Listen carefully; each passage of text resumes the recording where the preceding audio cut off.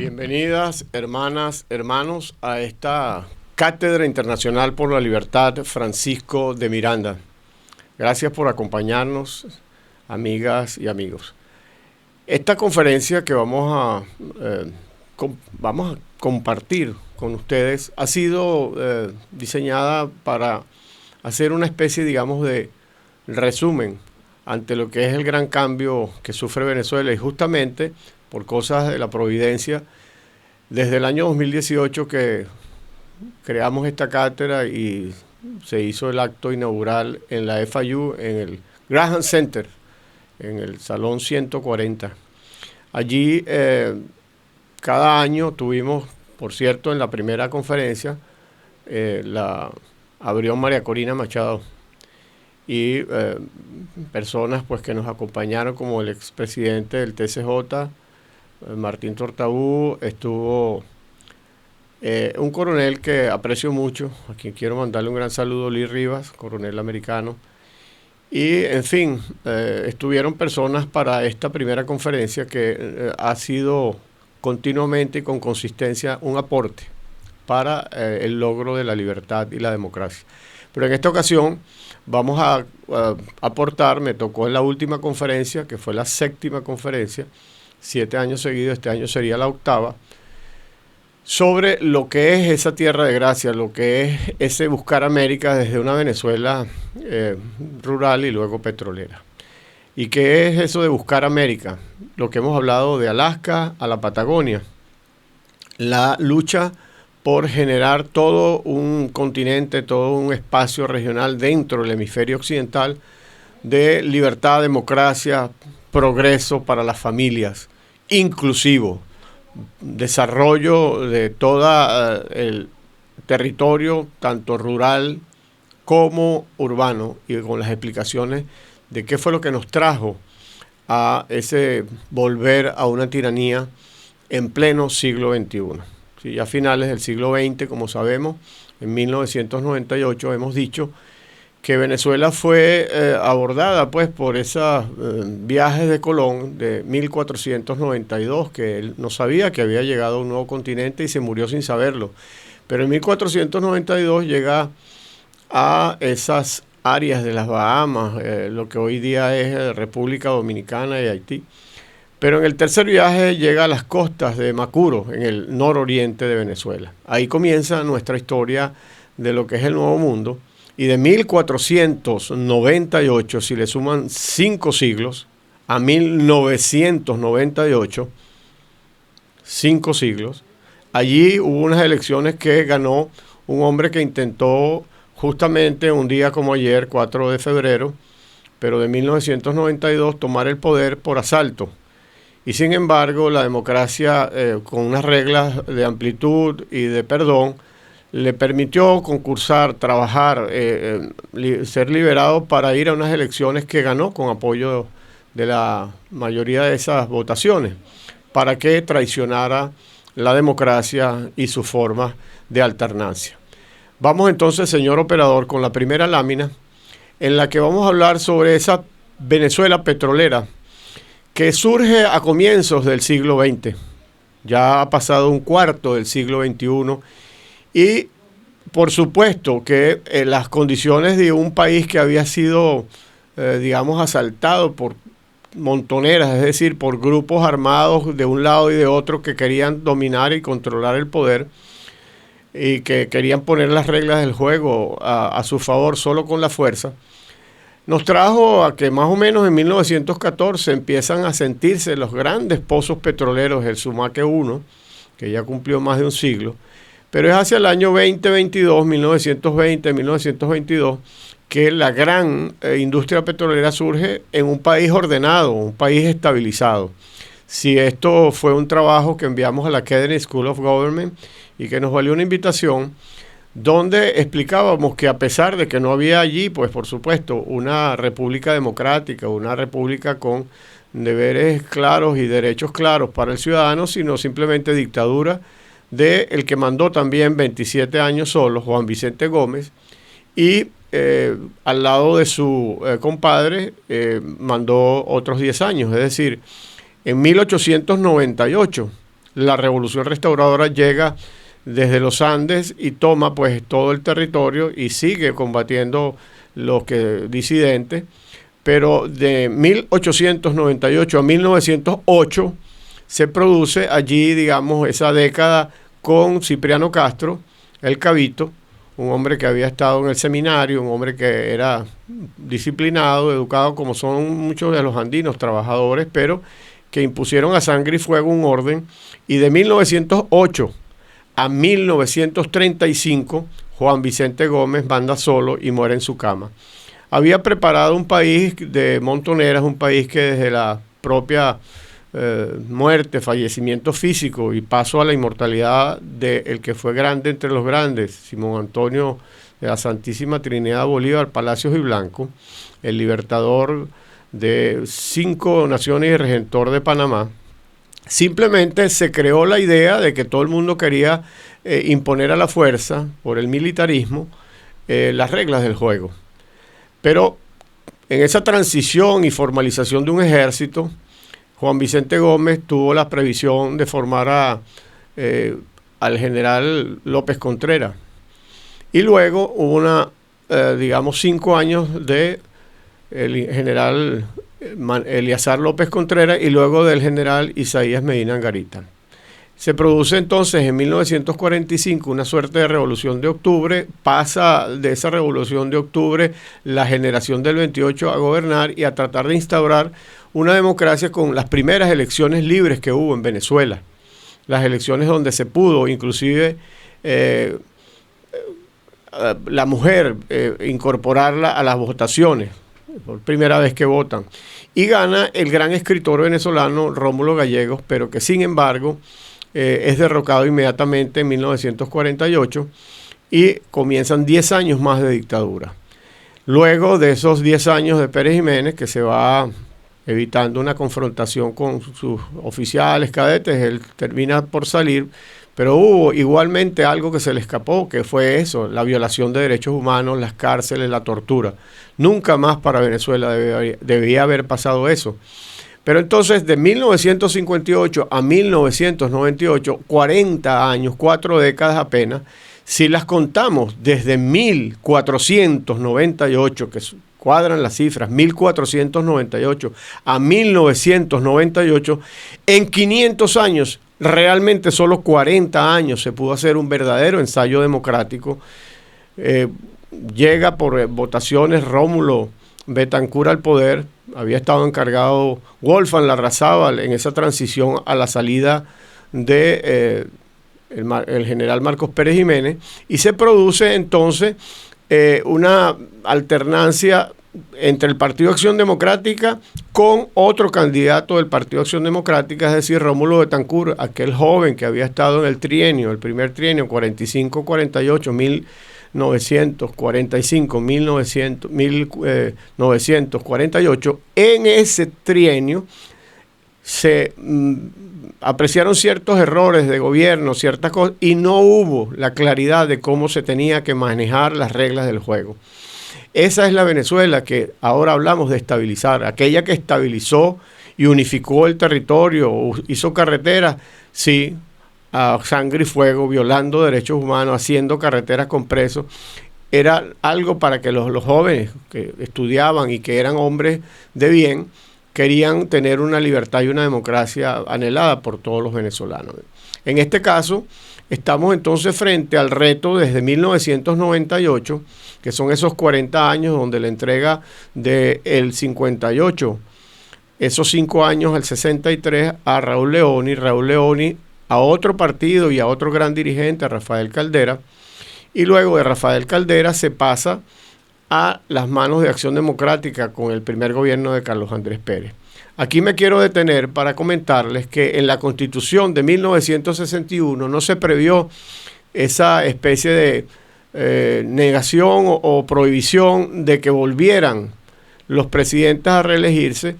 no inmediatamente, sino después de 10 años se podía. Y esto trajo una cierta distorsión con respecto a las generaciones de relevo.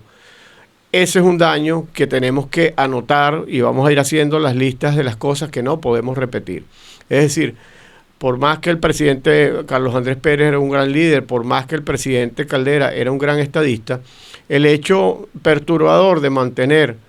a hombres que habían gobernado en un momento y que 10 años después podían volverse a lanzar como candidatos presidenciales, de alguna manera coaptó, de alguna manera refrenó la, digamos, la movilidad hacia nuevos presidentes. La alternancia en la democracia es fundamental.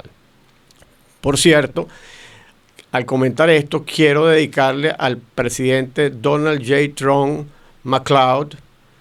y a la gran líder María Corina Machado Parizca esta conferencia, porque fíjense qué importante. El presidente Trump gana la 45ª presidencia. Hay una, digamos así, una discontinuidad allí por las razones que se han discutido acá en los Estados Unidos, pero luego vuelve ganando la 47ª presidencia, y estamos entonces en este proceso en el cual le ha dado un gran soporte a la libertad de América, que tiene que ir de Alaska a la Patagonia. Si aquí hiciésemos algún pequeño corte o algún pequeño espacio para editar, ya lo veremos, pero esta conferencia la vamos a seguir directa para el que quiera escucharla, para el que quiera observarla con continuidad. Bien, entonces, al llegar a esta situación, vamos a la siguiente lámina, señor director. Vemos que esa Venezuela entra por el eje oriental, por la zona nororiental, por ahí es que llegan las naves de Colón, y se funda la primera ciudad en Venezuela, en la isla de Cubagua. Pero por el mal tiempo, las marejadas y una isla pequeña que no tenía suficientes provisiones para el agua potable, para asentarse, ellos se trasladan a Margarita y luego a tierra firme. En esta lámina, que ustedes la van a poder detener en el canal una vez que estén observándola, van a ver cómo existe el eje de penetración nororiental, cómo van a lo largo de toda la costa y van hacia lo que es esa vela de Coro y lo que es ese gran lago de Maracaibo, todo el Golfo de Venezuela. Ese es el eje de penetración noroccidental. Luego van a tener allí lo que es el eje de penetración desde la región andina, ¿correcto? Que es, bueno, prácticamente por lo que es la Guajira colombiana venezolana, y se entra por allí y bajaron. Todos sabemos que en la parte sur del Golfo y de lo que es, digamos, el lago de Maracaibo, ahí hay zonas también de montaña, zonas andinas. Están los Mérida, Táchira y Trujillo, que son grandes estados laboriosos de Venezuela.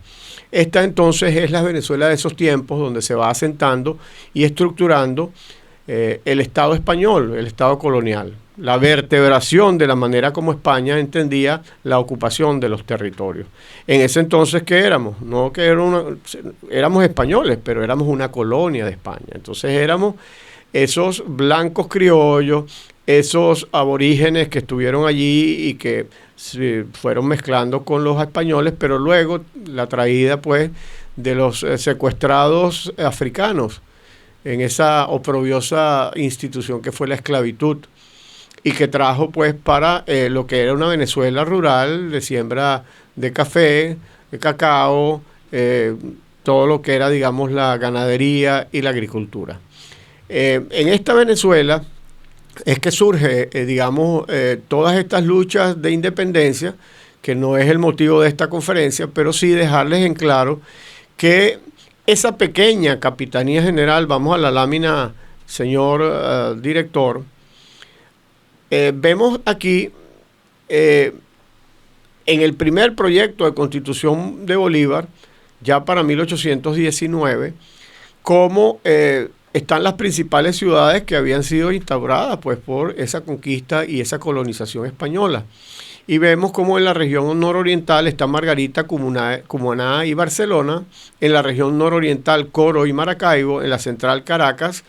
en la andina Mérida y Trujillo,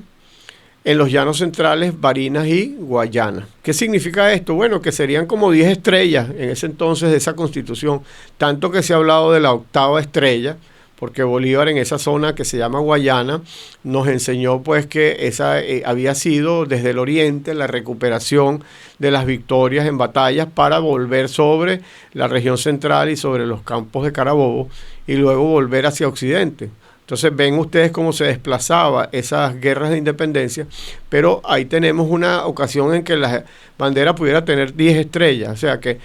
no buscar en la historia motivos que nos dividan, sino que nos expliquen, porque eran 7 provincias. En realidad,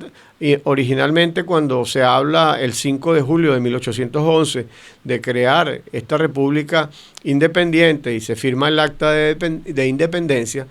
es el momento más luminoso en que Bolívar, que ha ido con López Méndez y con Andrés Bello a buscar en Grafton Street a Miranda, allá en Londres, en 1810, después del 19 de abril de 1810, van allá, hablan con Miranda y Miranda decide regresar y regresa en un diciembre de 1810 para incorporarse a lo que él había desarrollado. Todo el plan maestro, toda esa concepción de una América que vendría desde el Río Grande hasta la Patagonia, de una parte de ese continente americano que sería, bueno, de habla, en este caso español y el portugués que existía, pero que junto a los hermanos de Norteamérica, que es la primera expedición que saca Miranda, por eso es que él es el primer libertador junto a Simón Bolívar, y logra descender en esos espacios de Coro, de la vela de Coro, y luego tomar Coro en 1806. Fíjense cómo estamos hablando de las épocas de estas guerras, cómo es la avenida en 1810. ¿Por qué viene él en 1810? Porque se presentaron las circunstancias. Había habido entonces enfrentamientos en Europa, siempre los había entre España, la Gran Bretaña o Inglaterra, las zonas francesas, y al final hubo una invasión napoleónica a España y esas circunstancias favorecieron que se produjeran la toma de los cabildos y la toma y la aspiración de estos territorios y de estas naciones, nuevas naciones, el nuevo mundo, de tener su autogobierno. Ahí es cuando se inicia entonces aquella sociedad patriótica que gracias a la presencia del gran Sebastián Francisco de Miranda se establece esa autoridad, ese gran general que luego va a ser el generalísimo, junto a Bolívar, un joven mantuano, un joven de la familia. Procedían uno del área comercial, del área de desarrollo empresarial, que serían los, como llamaríamos en aquellos léxicos burgueses, es decir, hombres que habían surgido a través del comercio. El papá de Miranda, que no era muy aceptado por la clase mantuana, la élite traidora, que más bien no querían que fueran a buscarlo allá a Londres, y la gente de la élite libertadora a la que perteneció siempre Bolívar, ese gran impulso de ese joven, al cual Miranda le llevaba nada menos que 33 años de edad. Entonces ahí surge la comunión entre ese pensamiento, ese desarrollo profesional, militar, y ese gran ideólogo Francisco de Miranda y Simón Bolívar, y en esa sociedad patriótica se funden para generar la gran declaración de independencia que justo un día luego en los Estados Unidos, que va a cumplir 250 años, 2 siglos y medio de su declaración de independencia, en Venezuela pues fue un día después, un 5 de julio, y fue por supuesto en 1811, o sea que nos llevan un gran desarrollo de cómo concibieron el Estado federal americano. Y en Venezuela habían las tensiones entre lo que sería mayor Estado federal o mayor Estado centralizado. Pero vamos con la próxima lámina, señor director, en la que aquí vemos cómo en Venezuela hubo esa tensión en generar entre esas guerras hasta la actual, que es la promulgada el 24 de marzo del año 2000, el último episodio de una nueva generación de la creencia que en haciendo constituyentes y haciendo constituciones se hacen eso que se llamaba repúblicas aéreas. Esto es una cuestión que ya tiene increíblemente, ¿verdad? Esas 27 constituciones, es increíble. Tenemos 27 años de tiranía y esta última del año 1999, cuando hubo precisamente el deslave de Vargas, se estaba votando bueno, dizque para hacer un nuevo diseño de la nación, de la república, etcétera, etcétera. Pero el punto acá es que no es fabricando solamente tratados y expresiones jurídicas que se va a poder avanzar cultural y educativamente hacia gobiernos de democracia, de libertad, de respeto a los deberes del ciudadano y a los derechos del ciudadano. Vamos con la otra lámina, señor director. Y aquí ahí tenemos, por cierto, a la izquierda, para ustedes sería a la derecha mía, a la izquierda de ustedes en la pantalla. Bueno, aquí ¿qué tenemos? Aquí tenemos como, bueno, de un país bastante rural, en ese 1961, que es la constitución que más duró en la democracia venezolana, porque del 1958 pues se produce la salida de Pérez Jiménez, se produce la transición, como le dije, con el vicealmirante Wolfgang Larrazábal, se va a unas elecciones, gana Rómulo Betancourt, que se le llama el padre de la democracia, pero es todo ese movimiento de la generación del 28, con ese gran líder que fue Jovito Villalba, con ese gran líder que fue Luis Beltrán Prieto Figueroa, Rómulo Betancourt, grandes líderes que en ese partido, que también tiene una historia muy interesante, de la venida de una izquierda hacia un centro, que es la gran acción democrática de una socialdemocracia que buscaba avance, que buscaba libertad, tierra, pan y trabajo, como ellos dicen. Surge una población de 7,5 millones, y como lo ven, ponme la lámina nuevamente, señor director, aquí estamos en 2011, se instituyó que cada década, cada 10 años se tenía que hacer un censo. Vemos que desde el 2001 al 2011 van, pero tenemos una medición intermedia en 2006. ¿Y cuál es la idea de que vamos esto? Que vemos una proyección de un aumento muy grande, muy acelerado de la población.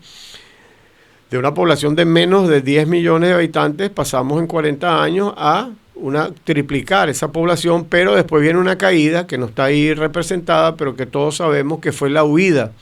del país, el desplazamiento, el que la tiranía obligara a millones de venezolanos, por lo cual se contuvo el crecimiento poblacional, y ese crecimiento poblacional muy centralizado, sin un diseño de la república mucho más eficaz gerencialmente, con mejores atribuciones y más bien concebido como la cooperación entre el centro y la periferia, sino que era un estado, digamos así, paquidérmico, todo en el centro, todo convertir, digamos, esa riqueza petrolera en un botín, en una piñata que los que atrapaban el poder político, porque llegaban con un ejecutivo, una presidencia y unos ministerios, podían repartir esa riqueza petrolera, en lugar de que esa riqueza petrolera, que antes pues el subsuelo y los bienes eran del rey, pasó a ser del Estado. Y hablando de la nacionalización, esa es una frase, una palabra mal utilizada, lo que hicieron fue estatizar el petróleo. Es decir, el Estado y unas cúpulas, unas élites, donde, como dije, se colaron muchos de la élite traidora. Y entonces Chávez llega producto de esa combinación de seducción y de engaño hacia esas élites, y es posible que un hombre que ha atentado contra la democracia termine recibiendo el apoyo de los que antes votaban por Acción Democrática y COPEI. Entonces fue el oportunismo, y luego del MAS, un partido también que viene desde el Partido Comunista hacia el centro, Movimiento al Socialismo MAS, el partido del Comité Político Electoral COPEI y la Acción Democrática, son los principales responsables, porque eran los tres partidos más importantes que dejaron caer en manos, digamos, de esta sinrazón del autoritarismo, lo que el pueblo veía como la necesidad del orden, de regresar a aquel orden que ante tanta pujanza y tanta corrupción se logró en algún momento con Gómez poner orden, y luego se produjo ese desorden con la borrachera petrolera. Por cierto, hay gente que habla sin conocimientos precisos sobre quiénes eran los actores e intereses que estaban allí apoyando o no a Chávez. Algunos decían, en respecto al MAS, que Teodoro Pecoff apoyó a la candidatura de Hugo Chávez, y yo recuerdo en esas tertulias en Sabana Grande, que uno de esos hoteles se hizo una convención y que había sido guerrillero, que había venido de negarse a un partido comunista porque vio que no había libertad desde el año 68, con lo que se llamó el socialismo como problema en la invasión que hubo de la Unión Soviética a Checoslovaquia, y él escribe este libro y rompe, y ahí tuve grandes amigos como Pompeyo Márquez, hombres que habían combatido la dictadura gomecista desde que eran adolescentes, pasaron a combatir la dictadura de Pérez Jiménez y luego terminaron sumándose a la democracia, y por cierto fue ministro de Fronteras de la última presidencia de Caldera, igual que Teodoro Pekov, que terminó siendo ministro de planificación, de Corriplan, de la parte económica, del el segundo y último pues, gobierno de la democracia, en lo que muchos participamos como técnicos e independientes, tanto en el gobierno del presidente Lucinchi, como Jaime Lucinchi fue presidente entre el año 84 y 89, luego siguió Carlos Andrés Pérez con una presidencia con un tumulto, con toda una desestabilización, producto de ese intento de golpe en el 92, viene una presidencia interina de Ramón J. Velázquez, y luego viene Rafael Caldera con una segunda presidencia también, en la que había muchos problemas. El presidente Pérez impulsó lo que se trabajó como reforma del Estado, un libraco que él nombra una comisión el presidente Jaime Lucinchi, que fue un gran dirigente de la lucha por la democracia, un médico, gente que con su señora, su primera esposa, médico también, trabajaron, bueno, por los niños, por las cuestiones pediátricas, por la obstetras, en el oriente del país, muy apreciado. Le gana entonces Carlos Andrés Pérez su segunda presidencia, y aquí se produce un hecho muy importante. Cuando él gana su segunda presidencia, él invita a Fidel Castro a la toma de su segunda posesión como presidente constitucional y legal. Como les dije, esa constitución de 1961 permitía la reelección después de 2 años, o sea que el que había sido presidente pudiera volver a presentarse. Eso tenemos que eliminarlo. Tanto que este señor, Fidel Castro, se mostró como una especie de vedette en esos actos de toma de posesión, y hubo un célebre documento firmado por una cantidad de personas esas personas generaron allí una discusión porque estaban como dándole la bienvenida a lo que yo supongo, nunca se lo pregunté, yo conocí al presidente Carlos Andrés Pérez, conocí al presidente Caldera, tuve ese privilegio de conocer a estos mandatarios, un poco menos al presidente Lucinchi, estaba yo muy joven. Pero lo que quiero decir es que allí pensaría el presidente Pérez que podía alar, que podía traerse hacia la democracia, a esa Cuba querida en la que habían, bueno, tantos años de dictadura, y que cayendo el muro de Berlín en 1989, luego en 1991 se disolvía prácticamente la Unión Soviética, pero estábamos en un marco mundial de crisis de ese comunismo, de eso que llaman el socialismo, que no se entendía bien cómo iban a hacer, y resulta que esta gente de esa izquierda malévola, no una izquierda que tú pudieras decir demócrata o democrática, un socialismo democrático al estilo noruego, al estilo sueco, etcétera, no, sino esa izquierda malévola que está pensando en la hegemonía y en destruir al disidente. Bueno, ellos precisamente, con esa venida de Castro y con todo este movimiento que hay, en los años finales de los años 80, 1989, comienzo de los 90, generan el llamado Foro de Sao Paulo. Y ese foro, con digamos la participación de un partido de los trabajadores de Brasil y Lula, junto con Fidel Castro, diseñan esta fórmula de decir, no, vamos a llegar por elecciones. Vamos a llegar a través de ese método democrático, convenciendo del fracaso del capitalismo y de que el ogro y el malvado es el capitalismo, y que nosotros vamos a ser los redentores de la pobreza. Por eso, en la primera lámina que les mostré, no hay nada que cree mayor base social para un engaño sobre la idea redentora de los pobres, los marginados, los que no, por no haber un capitalismo institucional, por no haber un capitalismo con reglas que se respeten de la Constitución y las leyes, por haber corrupción y traición de las élites traidoras, no de los grandes empresarios que en otras grabaciones les mencionaré. Ayer, por cierto, estuve con uno de los hijos de un gran empresario, Eugenio Mendoza, construcción de grandes viviendas sociales. Ya hablaremos de eso. Pero en este momento lo que quiero es que vean en el marco de ideas cómo el petróleo no puede ser por sí mismo una solución, sino que es un medio. Y lo que habló Arturo Lapietri de sembrar el petróleo, en realidad lo que hay que hacer con el petróleo es generar un mecanismo donde la nación se convierta en esa, digamos, depositaria para ella que está viva y para las generaciones futuras de beneficios que pueden ser manejados con una tecnocracia, con una fórmula en la que, por ejemplo, los noruegos nos dan ejemplo que nosotros lo tratamos de llevar hacia lo que llamamos el Fondo de Estabilización Macroeconómica, que era que cuando habían las vacas gordas de mucho ingreso petrolero por crisis en el mercado energético mundial, eso ingresaba al Tesoro. Pero ¿qué pasaba? Que entonces había una, digamos, destrucción de los canales y del desarrollo armónico para que la democracia pudiera llegar a todas partes. Donde el Estado no llega, no existe. Entonces había muchas zonas rurales alejadas donde no llegaban beneficios y además se fue creando la distorsión del centralismo de las ciudades. Vamos con otra lámina, señor director. Donde hay una población mayoritariamente pobre, puse el ejemplo de la vivienda, precisamente. Hay una baja demanda efectiva de vivienda.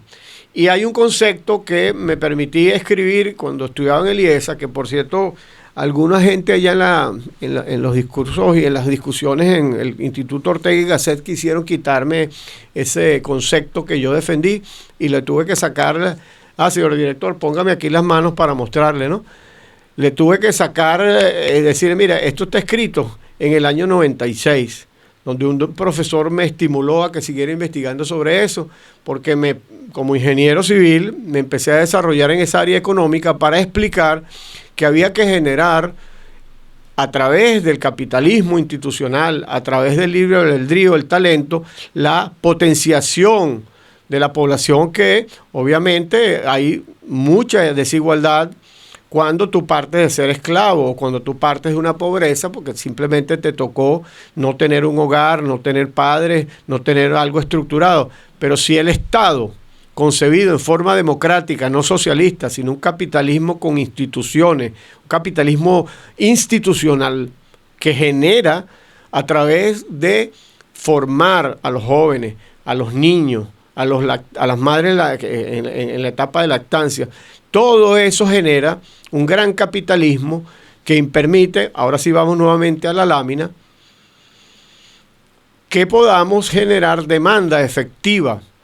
Por eso, si no hay demanda efectiva, había poca producción de viviendas para las clases que no podían demandar el bien. Entonces, se atascaba en un cuello de botella el dinero que entraba y que quería distribuir un Ministerio de Desarrollo Urbano o un Instituto Nacional de la Vivienda desde el centralismo de la ciudad capital y de un gobierno central, y no se generaba suficiente oferta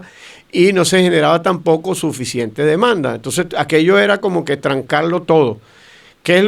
¿Cómo se rompe ese círculo vicioso de la no vivienda o de la pobreza? Es generando actividad económica privada, dándole los subsidios en forma directa al demandante, porque si tiene una demanda escasa, no tiene capacidad de demanda, es porque obviamente viene de una condición de desigualdad muy grande. Entonces, el Estado puede generar desarrollo estimulando nuevas zonas de ocupación, lo que los chinos llamaron zonas especiales, para que llegaran todas esas fábricas a instalarse allá, que ahora el presidente Trump dice, bueno, ahí nos excedimos. En la época de, Nixon y Henry Kissinger, por aquellos años 70. Pero en este momento, aquí y ahora, tenemos que ver ese país adolorido, ese país aplastado por el peso y la bota de un militarismo corrupto que, llevado de la mano traidora de las élites, pues eso no pasó de manera espontánea y natural, sino que eso es toda una conspiración en contra del amor a la verdadera Venezuela, la verdadera nación que todos queremos, digamos, ver como una cosa que va a surgir de manera mágica, y esto tiene que surgir a partir de 3 cosas fundamentales, que es, primero, formar gente con conciencia ciudadana, que es lo que pretende esta Cátedra Internacional Francisco de Miranda, formar gente con conocimiento y que se genere. Estamos bueno, es posible que la imagen esté frisada, pero ustedes me estén oyendo, ok. Y que se genere ese desarrollo de complementación y de mercados que se amplían con nuestros hermanos de los Estados Unidos de América, con una concepción clara de lo que significa el intercambio económico, cultural, de progreso, donde el hombre tiene deberes y derechos para que su familia crezca con dignidad, crezca en la dignidad. Nadie dice en este momento, y esto lo digo sin decir nombres, digo el pecado pero no los pecadores, para esos necios que se presentan en Davos o se presentan en foros para decir que en Venezuela no va a haber inversiones hasta que haya instituciones y haya... Mira, en Venezuela hubo instituciones y las traicionaron. En Venezuela había una suerte, entre comillas, de estabilidad democrática, y este personaje que les habla, Luis González del Castillo, estaba ahí sentado en los pupitres al lado de Hugo Chávez Frías, al lado de Eliezer Otaiza, al lado de William Lara, al lado de el general López Ramírez, etcétera, que en ese momento era un teniente, porque fui a estudiar política para tratar de ser un buen asesor del Congreso, que me dio la oportunidad el doctor Miguel Enrique Otero en unas entrevistas que le hice en radio, y yo pensé que me estaba llamando a participar para colaborar, y pues me ofrecieron una posición de asesor como ingeniero, y ahí también tuve la oportunidad de ver mucho de las problemáticas de infraestructura y servicios públicos de Venezuela. Pero a donde voy con esto es que tú no le puedes, si no tienes conocimiento profundo de la historia y de cómo se suceden en la forma práctica las cosas, decir ahora que no, que nadie de las petroleras va a ir hasta que Venezuela tenga una estabilidad preciosa y bella y una democracia. No, tiene que tener una estabilidad fundamental y básica, y tiene que haber en este proceso tan complicado, donde no se decreta una transición, sino que se va caminando hacia una estabilización para que empiecen a funcionar 2 cosas fundamentales: un orden interno y una seguridad básica para los ciudadanos, de que no van a ser secuestrados y llevados a una mazmorra. Ahí tenemos entonces, no es el influjo, no, tenemos la decisión arriesgada y que saludamos, y por eso le hemos dedicado esta conferencia a Donald J. Trump McCloud, su madre, una mujer que en el hospital de allá de Nueva York hay una sala en un hospital, me estuve leyendo su vida. Es muy importante conocer a los personajes de nuestro momento actual. O la gran líder venezolana, que es María Corina Machado Parizca, que por allá, por los años 90 y tanto, ya con la Fundación Atenea y su madre Corina Parizca de Machado, trabajaban por los niños en estado de abandono en las calles. Aquí el que no tenga sensibilidad social, el que no tenga corazón para amar a una nación, y que su conocimiento vaya en función de un bienestar también de toda la nación, no entiende lo que es el gran milagro de Israel, por ejemplo. Que así como hemos sido desplazados más de 8 millones, más de la 1/4 parte, casi la 1/3 de la población venezolana, hemos aprendido muchas cosas en el ir y en el venir. Así tendremos que aprender de Israel, tantos años en el mundo siendo perseguidos, siendo, bueno, para nosotros en este peculiar genocidio al que se nos ha expuesto, abrazamos la causa de la libertad desde la conciencia de integración de todos nuestros hermanas y hermanos del pueblo venezolano y de las naciones de América, de Alaska hasta la Patagonia, para que haya educación, para que haya apoyo social para estas etapas tan difíciles que van desde el problema de nutrición de los estómagos, de formar a los niños que han perdido talla y peso y estatura, que la democracia ha traído mucho de esto. Nos legaron una democracia muy hermosa que se fue perdiendo por una cantidad de traiciones de esas élites que solamente en robar y enriquecerse no vieron la gran élite libertadora que hay en Venezuela, que la hay, y a la que me enorgullezco de tener unas interacciones y un conocimiento que los he ido pescando a lo largo de mis estudios para saber con quién vamos a contar en esta reconstrucción, que es un renacimiento más bien, No es construir igual, sino construir totalmente de acuerdo a los tiempos por venir, a estos tiempos maravillosos de luz que van a venir en una integración de toda América. Este movimiento, Alianza por la Libertad de América, no es más que un compendio de todo el esfuerzo desde la Cátedra Internacional por la Libertad Francisco de Miranda, de llevar las ideas de este gran pensador que se bebió, que se comió, que se internalizó todas las ideas de la Ilustración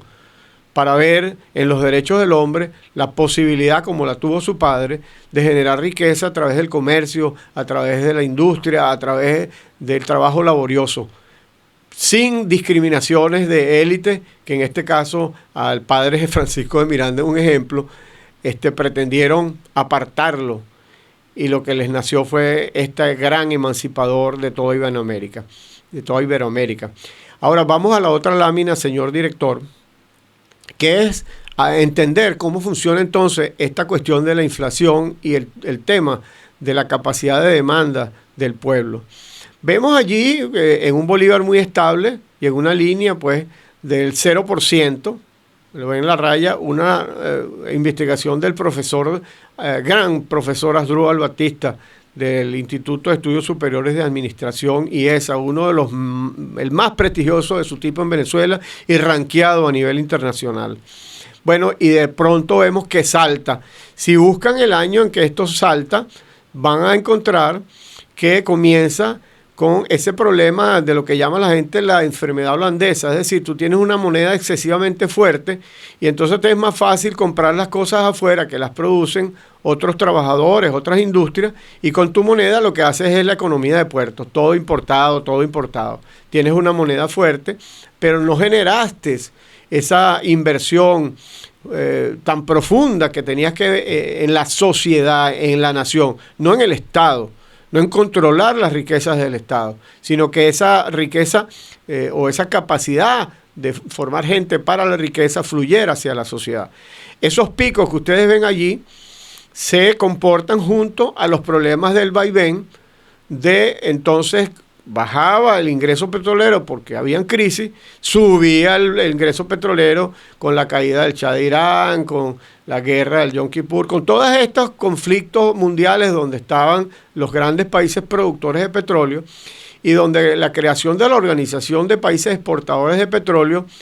se generó sobre una idea de que tú puedes, controlando la demanda, siempre vas a estar controlando el mercado, pero vas a crear problemas también desde el punto de análisis o de perspectiva, como decía José Ortega y Gasset, en el cual tú no estás realmente entendiendo que tu capacidad de participación de mercado, y vemos una gran torta, Venezuela era el principal país exportador de petróleo para los años, digamos, 60, pero se produce una situación complicada cuando tú empiezas a manipular esa idea de controlar, en lugar de crecer en tu capacidad productiva y abarcar mercado para garantizarte justamente que podías tener una estabilidad de mercado y una estabilidad de ingresos. Para eso es la idea de que se nacionaliza el concepto en las mentes y no que se le va a entregar un real o un cheque, no. Se puede entregar un subsidio directo y indirecto a través de bienes y servicios a una población deprimida en este momento. Y es lo que curiosamente en esta etapa vemos que pudiera suceder, eso hay que manejarlo bien. El presidente Trump dio una instrucción maravillosa, que bueno, mira, todo eso que se está produciendo de petróleo va a una cuenta en Qatar. ¿Y va a una cuenta para qué? Para que no puedan echarle mano a lo loco, sino que se produzca una generación, sí, de una compra que pueda demandar unos bienes y servicios con nuestro aliado los Estados Unidos y con participación europea en nuestro hemisferio occidental, que hay que fortalecer mucho, porque estamos en una realidad del mundo, un planeta que con ese concepto de enfrentar a la Unión Soviética y al comunismo, decidió que la alianza con China en la producción, un país, primer país de población del mundo, tenía mucha hambre. 400 millones de chinos en la época de los 80 de Deng Xiaoping salen de la pobreza precisamente porque los Estados Unidos deciden abrazar la idea de que hay que generar grandes cantidades de producción y muchas empresas americanas y del mundo ven una gran oportunidad en estas zonas que llamamos especiales. Nosotros no tenemos un país realmente comunista, sino lo que tenemos es una criminalidad en el gobierno, tenemos una participación deformadora de los carteles de la droga, tenemos un país que está siendo liberado en un proceso complejo y que cuando dije que la necedad a veces viaja a todas partes a hablar sobre que deben estar las cosas perfectas, no, hay que ir movilizando y andando entre este proceso de aumento de la producción petrolera, la generación de una reinstitucionalización nueva. No es reconstruir las mismas instituciones de antes. No es volver a la PDVSA de antes, señores. Es que estos grandes trabajadores, estos grandes técnicos, estos grandes profesionales que trabajando bajo un esquema que venía precisamente de la cultura organizacional privada, se fue generando un concepto de administración, sí, del Estado, de la nación, con una gran empresa, pero que ya debe dejar ese concepto arcaico y pernicioso de que nosotros tenemos que tener entonces la administración estatal, el Estado administrando ¿qué? Políticas públicas que generen capacitación del ciudadano, que generen oportunidades para el ciudadano, y ese ciudadano va a las empresas privadas o crea empresas privadas y genera una economía sana que no debe ser intervenida por la politiquería y por el atrapar ese, como dije, tesoro, el botín petrolero o el botín de la riqueza para administrarlo por una élite que se beneficia entonces dando y dando, el que reparte y reparte se lleva la mejor parte, es el dicho popular. No, señor, aquí tienen que haber mecanismos que los hay, y mencioné un ejemplo, el ejemplo de cómo maneja esa caja o ese tesoro de proveniencia petrolera. En los países, pues, estos del Medio Oriente son monarquías, pues, y esas monarquías administran de acuerdo a criterios comerciales y empresariales que tienen otra calidad de vida. Los venezolanos no es que van a dejar de hacer sus labores y sudar y trabajar, pero podían haber trabajado en un país con mucha más armonía y riqueza. Bueno, verdaderamente es un sueño que podemos realizar. Vamos a la otra lámina, que no sé si es la última, señor. No, aquí tenemos el gráfico 4. Es la pobreza de la población con una incapacidad de demandar vivienda, la ausencia de control residencial económico, pésimas condiciones del hábitat. Esas son las consecuencias del centralismo. Allí en esos centros es difícil dotar a la población de bienes y servicios, en esas quebradas, en esos cerros. ¿Cómo eliminar eso? Bueno, gracias a Dios, para eso está el conocimiento y está la fe y la confianza en ese amor hacia el pueblo, para generar nuevos modelos urbanos, nuevos modelos que permitan llevar a la gente capacidad de demanda y traslado a zonas más estables donde me tuve que enfrentar, señor director, póngame aquí la cara para que la gente me la vuelva a ver, me tuve que enfrentar a muchos casos de deslizamiento de terreno. Siendo asesor de la Comisión de Administración y Servicios, recuerdo una zona ahí donde asesinaron a Oscar Pérez, en el Junquito, esa zona. Allí, recuerdo que por instrucciones del presidente de esa Comisión de Administración y Servicios, fui de inmediato a ver un caso donde los vecinos se les habían caído sus casitas porque estaban hechas en terrenos inestables. Se pudo hacer un programa apoyado y impulsado por el Congreso, porque el Congreso no es Poder Ejecutivo, pero elaboramos allí unas propuestas que abrazó el Ejecutivo de ese momento. Estamos hablando precisamente en la época de Carlos Andrés Pérez, y se construyeron en zonas estables bajo una subsidiariedad del Estado, porque esta gente había quedado en el suelo. Entonces tiene que haber un modelo de aseguramiento de las poblaciones que han luchado y trabajan muy duro, y que no son ninguno flojos, y que la administración pública está llena de flojos. No, señor, la administración pública tenía muchos de los ciudadanos que han nacido por la fuerza de precisamente la democracia, que generó escuelas públicas, que generó universidades nacionales y que dio oportunidad, y tuve el honor de trabajar con muchos ingenieros, economistas, arquitectos, que venidos de esos hogares de la clase media trabajadora, fueron ascendiendo socialmente hacia puestos de comando en ingeniería, en arquitectura, por su lucha, por su esfuerzo. Y en este caso, yendo a la otra lámina, señor director, señor operador, vamos a poder ver en esa lámina cómo existe la capacidad de generar respuestas desde la organización ciudadana. Aquí hablamos de distribución del ingreso. Es un ejemplo entre el año de la década del 90, porque precisamente es un antecedente a la llegada del gobierno del socialismo del siglo XXI.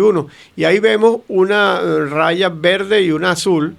que son las que demuestran cómo es la desigualdad económica en América Latina. Cuando vemos que se aproxima pues, la desigualdad a cero, sabemos que si no hay desigualdad a cero, puede ser como en Cuba, que todos son pobres. Entonces resulta que ese gráfico diría que ellos están, bueno, prácticamente desigualdad a cero. Y la distribución del ingreso, cuando es uno que es perfecta, entonces tú dices, bueno, aquí por el otro lado hay una cantidad de gente que pudiera ser en países de mucha estabilidad. El coeficiente de Gini. Es decir, cuando un país, hay países en Europa como Italia, que es un país con gran desigualdad económica, pero que tienen un estándar de ahí hacia arriba. Y no se trata entonces, como se discutió, que destruyendo la riqueza de quien la tenga bien habida, que enfrentando la idea de que hay que destruir al que hace riqueza, sino evitar las deformaciones. Para eso el Estado democrático, el Estado capitalista, institucionalista, tiene mecanismos tributarios, mecanismos de alguna manera, estimulación de la inversión para que las grandes fortunas inviertan en su nación, inviertan en las naciones de un país, de un continente como América, y eso le traiga facilidades a mantener sus riquezas y a inclusive incrementarlas, generando más riqueza hacia la población. Entonces, este estudio, hay grandes economistas y eso tenemos que estudiarlo. Amartya Sen, por ejemplo, o como desde Smith hasta el economista Friedman, todas esas escuelas hay que estudiarlas y vamos a aterrizar siempre en un concepto que es fundamental, que si tú estás rodeado de miseria, al final, no solamente que tu felicidad es como una especie de burbuja en la que tú crees, sino que tienes un peligro latente y tienes inestabilidad e inseguridad. Mientras que si tú creas una nación, y ahí están los ejemplos, donde las desigualdades se han podido disminuir y donde existe la capacidad de esa nación de demandar bienes y servicios. En la China, por ejemplo, y aquí quiero detenerme en este ejemplo muy maravilloso, porque eso lo discutí con compañeros del posgrado. Recuerdo que lo discutí con el general Alexis López Ramírez, era para entonces director de la Academia Militar de Venezuela, que luego se convirtió en la Universidad Militar, pero con estas distorsiones que ese adoctrinamiento forzado desde el castrismo no dejó que se creara realmente para Venezuela una oportunidad, sino fue coactar, fue controlar, fue esquilmar los recursos de Venezuela. Bueno, en este caso ven en China, que empezó a construir residencias y en una vorágine de construcción, pues ¿qué vas a hacer con esos apartamentos que no tienen demanda? ¿Qué va a hacer la gente inclusive si se muda a un apartamento que tú se lo regalas? Comerse la cocina, comerse los lavamanos. Tú tienes que tener gente que tenga una capacidad de generar demanda constante y una capacidad de sostenerse. Esto es la economía sana. En Venezuela se hizo una explosión desde el Estado, que obviamente tú tienes que, esos gradientes de desigualdad o esos déficits, tú tienes que cubrirlos con programas y políticas públicas bien concebidos para que la gente pueda comprarse sus casitas, comprarse sus apartamentos. Pero cuando tú crees que tú vas a simplemente a transformar con una varita mágica a la gente y la vas a poner de la pobreza a la riqueza, tú simplemente lo que llevas a una persona a tener un recurso, un dinero, lo que sea, para que luego caiga en la depauperación inmediata en pocos años. Inmediatamente en los años 3, 4, esa gente no tiene, porque no tiene un empleo formal, porque hay gran informalidad, porque no tiene una base social que le permita a él ser parte de un engranaje donde hay producción y productividad y donde ese, digamos bien, tan ansiado, tan fundamental en todas las sociedades, por eso yo escogí la vivienda, bueno, tengo la condición de ingeniero civil, pero consideré, viendo todo el desorden urbano y las dificultades de llevar agua, electricidad, caminos, aceras, escuelas, todo en esos cerros tan mal, de manera anárquica, habitados. Son habitantes depauperados y no son ciudadanos de un país con las riquezas potenciales que tenía Venezuela. Vamos a la otra lámina, señor director. Este es el coeficiente de Gini ya para el 99 al 2010, donde a través de una fabricación un poco, como lo acabo de decir, de una redistribución temporal, en Venezuela se ve que disminuye la desigualdad. Claro que hay que entender cómo es las dos maneras de medir esta cosa de la situación de pobreza, que son las necesidades básicas insatisfechas, que es la nueva manera de medirlo. Si la gente tiene pues agua, tiene techo, tiene agua potable, tiene agua servida, tiene toda una cantidad de necesidades cubiertas, y las que no lo tienen. Pero esa forma de medirla, tenemos que ver la realidad y tener la capacidad. No es una cosa teórica de que voy a una universidad, sino ver la realidad, compartirla, ver cómo viven las familias y cómo se genera oportunidades reales para que ellos, con un apoyo que tiene que venir del Estado, y que viene del Estado porque el Estado no es el dueño del petróleo, ni siquiera debe ser el dueño de las tierras, esos estados que son terratenientes. No, cuando hay un bien común, un parque nacional, la protección de zonas para la protección de la hermosa naturaleza que el supremo autor del universo nos dio para proteger zonas de desarrollo. Entonces tú, si esas tierras están bajo protección de parques nacionales, eso existe en todos los estados desarrollados importantes, y donde el capitalismo institucional genera ese bienestar para sus hijos, para sus ciudadanos. Vamos a la otra lámina, señor operador. Aquí tenemos la evolución en esa primera etapa del 70 al 2005. Son gráficos que lo que nos recuerdan es, fíjense, todas estas líneas quebradas. Ahí vemos lo que es la caída del Shah de Irán, ahí vemos guerras, ahí vemos todas esas líneas que salta el petróleo. ¿Qué pasa en el año 2001? Recordamos. Bueno, se produce toda la crisis de las Torres Gemelas. Eso hace que en el año 2002, y por eso traigo esta lámina, Venezuela,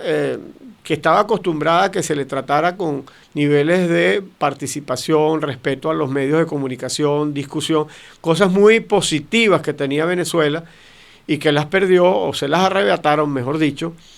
en el año 2001 con la 9/11, es decir, el 11 de septiembre, y las Torres Gemelas, se produce la guerra en Irak, todo el problema de desajuste en el mercado petrolero, y se disparan nuevamente los precios, y con una, digamos, ingresos inusitados,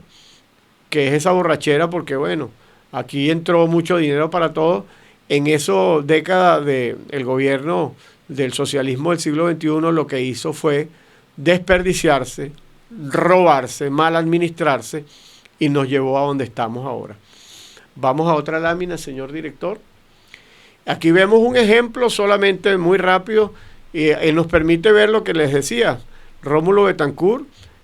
para, digamos, ese periodo del 59 al 63, la cantidad de viviendas que construyó Raúl Leoni, Rafael Caldera, nuevamente. Entonces vamos a ver a Carlos Andrés Pérez, Luis Herrera Campins, Jaime Lucinchi, nuevamente a Carlos Andrés Pérez, nuevamente al presidente Caldera, y luego las presidencias sin alternancia de Chávez, hasta que muere por un cáncer.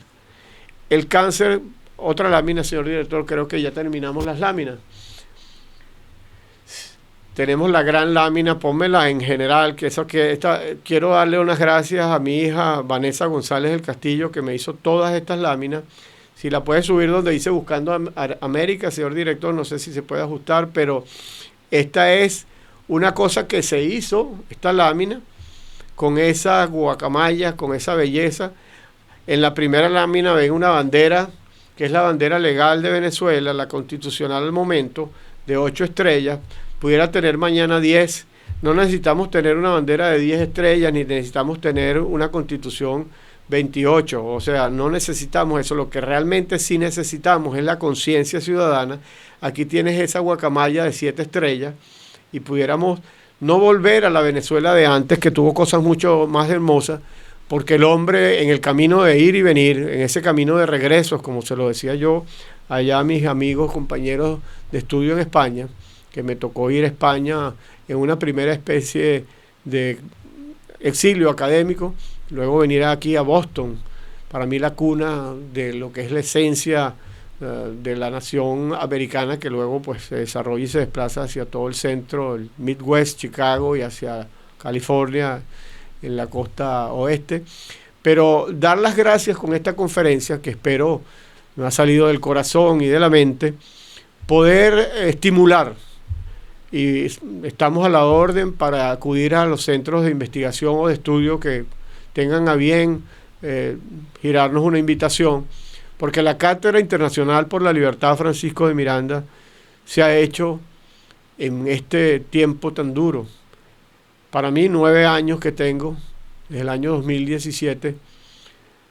y no voy a hablar de lo personal, pero cuánta gente se nos quedó allá en Venezuela, cuánta gente ya se fue a las galaxias del universo y falleció físicamente, cuánta gente se quedó en el camino entre esa Colombia amada, de esa Colombia que Colón llamó y que Miranda quiso hacer la Colombia, esa gran Colombia que venía desde allá de Panamá, que la Nueva Granada, la Capitanía General de Venezuela y Quito, y que tendría que ser en este momento el sueño de, como está este catire, del que tengo el honor de llevar algo en mis venas. Todos llevamos en el corazón a Miranda. Tenemos ahora el catire Tron, como le decimos con afecto, y entendemos los que nadie es monedita de oro, este personaje no es monedita de oro, tampoco somos las personas que nos señalamos las preocupaciones y los errores sobre lo que sucede acá, en esta la que ha sido nuestra casa, con nuestros hijos, allá en Europa, donde también hay familiares, hijos, nietas. La vida nos cambió para siempre, señoras, señores, hermanas, hermanos, y que sea para bien, con todos los dolores, que no haya odio, que no haya rencor. Yo recuerdo que conocí por esas cosas de Dios a un hombre que estuvo 28 años en las mazmorras del castrismo cubano, y que la verdad es que cuando empezamos a hablar como vecinos nunca me habló de política y yo no sabía. Roberto Martín Pérez fue mi amigo, falleció un 24 de junio, hace ya 4 años si no me equivoco, y sí extraño esa amistad. Aquí hay grandes venezolanos, grandes americanos. Construyamos esa América de Alaska a la Patagonia y seamos en el occidente y en el mundo entero ejemplo de que la mayor riqueza que tiene un hombre es la riqueza espiritual, y es corregir de sí mismo los errores, y es generar alegría y bienestar para sus conciudadanos a través del conocimiento y del afecto. Estuvo con ustedes entonces Luis González del Castillo en esta Cátedra Internacional por la Libertad Francisco de Miranda, una conferencia que sale del corazón bajo estas láminas, y fue la 7ª conferencia internacional por la libertad de la Cátedra Francisco de Miranda en la Florida International University, a la que por cierto agradezco a todos sus profesores y personal el que nos hayan acogido desde el año 2018, a Mike Asensio en la Digital Library cuando inauguramos en el Graham Center esta cátedra. Gracias, hermanas, hermanos. Gran abrazo a todos. Doral Voice es la radio oficial del Doral, con una variedad de programas que ofrecen información, noticias, entretenimiento, deportes y mucho más a toda la comunidad del Doral y el sur de la Florida. Seguimos creciendo con nuestros reporteros en la calle y la participación de nuestra comunidad. Síguenos en las distintas plataformas y redes sociales, la página web, nuestras aplicaciones. Doral Voice Radio, una radio real haciendo comunidad.